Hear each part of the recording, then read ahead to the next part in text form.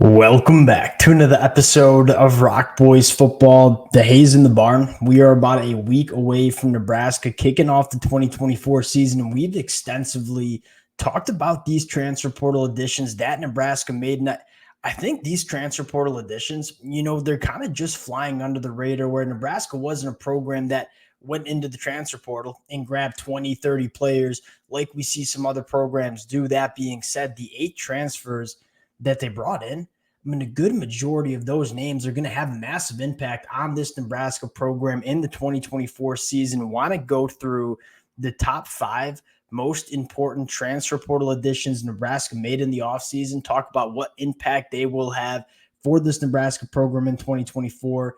Fired up to get into it. Now, before we do, and as always, the Nebraska fans, we've talked extensively about all of these names. Would love to hear from you guys in terms of ranking the most important transfer portal additions Nebraska made heading into 2024. A lot of different ways you could go about stacking these players. So I'd love to hear from y'all. If you guys do enjoy the content, consider subscribing to the channel. The amount of support the Nebraska fans have shown the boys really all offseason in the summer months as we've talked recruiting.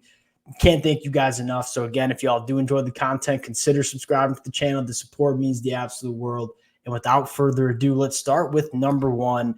At least in my opinion, I think this one, in my mind, is pretty clear-cut, and that is Jamal Banks being the most important transfer portal addition. You look at Jamal Banks, what was really Nebraska just missing in that 2023 season was that, true X-boundary wide receiver, that true wide receiver one, for lack of better terms. And Jamal Banks is not as flashy as some of the other wide receivers that we see on this Nebraska team, right? We're all fired up for guys like Jalen Lloyd, Malachi Coleman, but what Jamal Banks is elite at is creating separation and moving the chains. You go back to Jamal Banks the last 2 years at Wake Forest, 1, exceptional in the red zone, 13 touchdowns the last 2 years at Wake Forest. But you go back to 2023 and say this was a wide receiver that almost doubled any other wide receiver's first down catches in that 2023 year for Wake Forest when it was the money down and Wake Forest needed a wide receiver to go create separation, sit it down in zone coverage, and go make a play to extend a drive.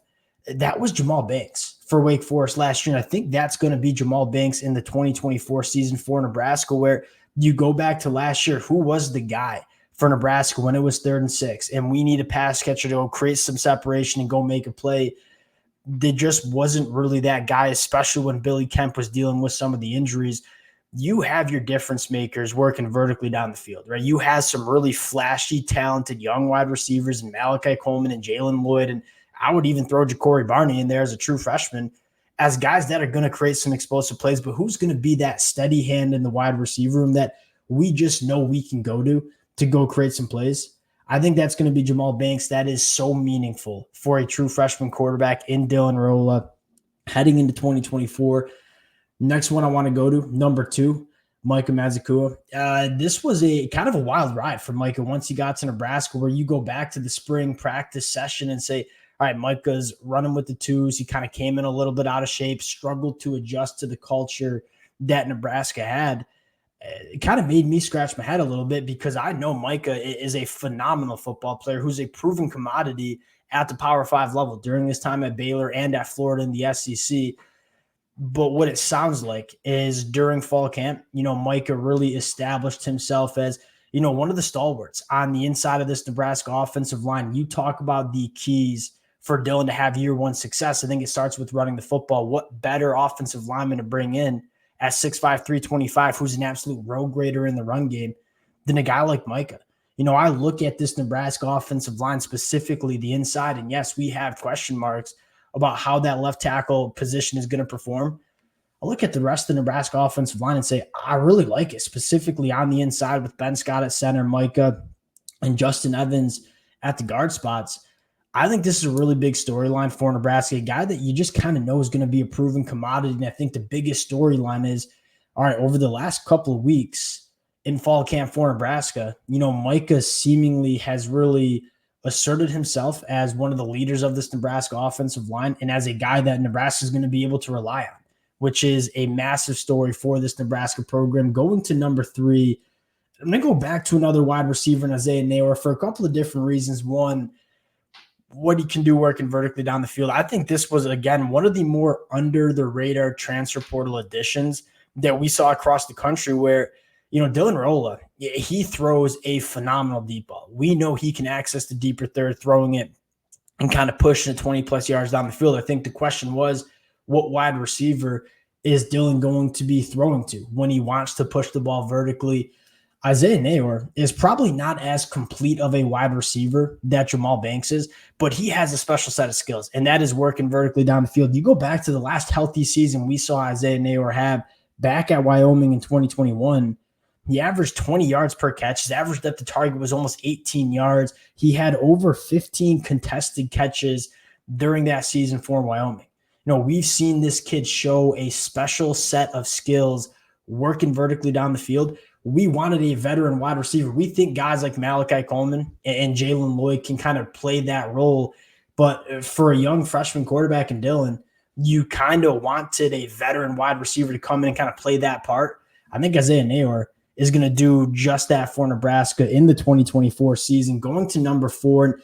I'll probably throw in 2 names here, and I'll cheat a little bit. Let's go with Bly Hill, but I'm also going to throw in Sayre Wright. You start with Bly Hill and say, this kid came in spring practice as a kind of a largely unknown commodity, right? He had a phenomenal true freshman year in the FCS, but we always have that question mark about, all right, how does he translate his performance at the FCS level to the Power 5 level?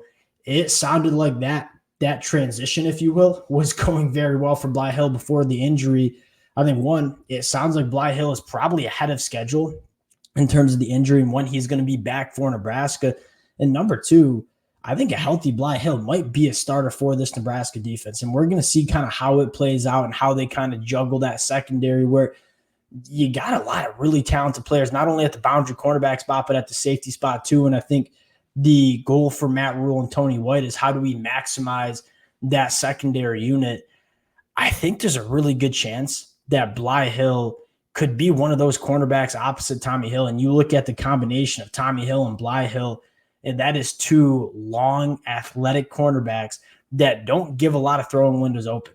I think another guy to talk about is Sayre Wright, who I think was a pleasant surprise. Another one that Nebraska took super late in the summer, comes in for fall camp. I think we all had a lot of question marks about what is Sayre Wright going to be, having not really played much in the 2023 season. It sounds like we're getting the Sayre Wright that we saw in 2022, where he was a bona fide starter for USC. If Sayre Wright, who I thought played quite good football as a redshirt freshman in 2022 in the Pac-12, going up against elite wide receivers, elite quarterback play, heck of a better passing attacks that he'll see in the Big Ten. How I meant by that is he saw a lot of very good passing attacks in the Pac-12. You're not going to see those kind of passing attacks in the Big Ten. And so if he was able to play really good football in the Pac-12, you kind of have a lot of confidence that he's going to be able to play some really good football at that cornerback spot in the 2024 season for Nebraska in the Big Ten. And that was primarily, I think, what was a depth addition. You know what I mean? Sayre Wright saying, hey, we're a little thin at cornerback right now. We need to add a cornerback. And Sayre Wright kind of came in as a depth guy, but it sounds like he's running with the 1s and 2s during fall camp. He sounded like he's a guy that Nebraska is going to be able to rely on at that cornerback spot. So it kind of gets back to the question of, Nebraska didn't use the transfer portal all that much. I think they really trusted the player development that's within this program. I think they really trusted the depth that's within this program. But there were a couple of positions that they wanted to address. And from what we're hearing out of these transfer portal additions, they all seem to be guys that, are going to provide some real value to Nebraska in the 2024 year. Last one I want to go to, number 5, and that's Stefan Thompson. I was doing a little bit of prep on Stefan Thompson the last couple of days. Went back and watched him at Syracuse in 2021. Really the only fully healthy season Stefan Thompson played at Syracuse. This kid is dynamic and unique. And I think he fits exactly what Tony White wants to do in kind of that positionless defense where guys have all sorts of different responsibilities. You kind of look at the snap counts for Stefan Thompson. I mean, he had over 300 snaps as he kind of an edge rusher, and then another 300 snaps as an off-ball linebacker, and especially with the news about Javin Wright right now, Stefan Thompson, I don't think, has turned the amount of heads that some of us thought he would turn during Nebraska's offseason.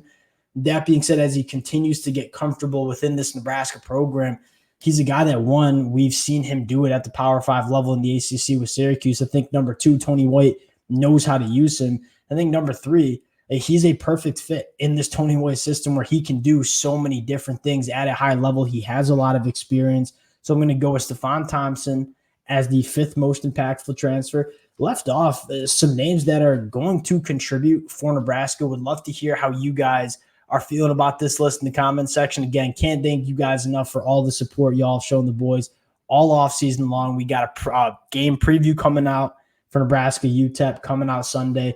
Appreciate you guys rocking with it. Again, if y'all do enjoy the content, consider subscribing to the channel. Appreciate you guys, and we'll talk to y'all later.